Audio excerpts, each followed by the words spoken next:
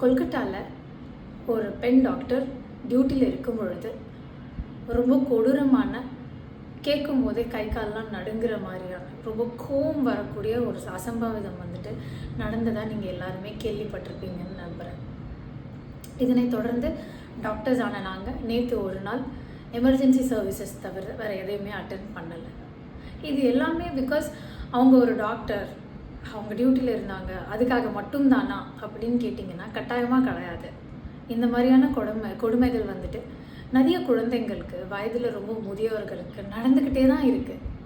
இதை பற்றி சோஷியல் மீடியாவில் பேசுகிறோம்.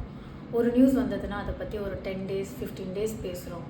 அதுக்கு அடுத்தபடி இன்னொன்று வருது, இன்னொன்றுன்னு சொல்லி போய்கிட்டே இருக்கே தவிர்த்து அதுக்கு முன்னாடி நடந்தது என்ன ஆச்சு, எதுவும் ஆச்சா இல்லையான்றது யாருக்குமே தெரிய வர மாட்டேங்குது. இப்போது இதை பற்றி நாங்கள் இவ்வளோ பேசுகிறது ஒரே ஒரு ஆதங்கத்தில் தான்.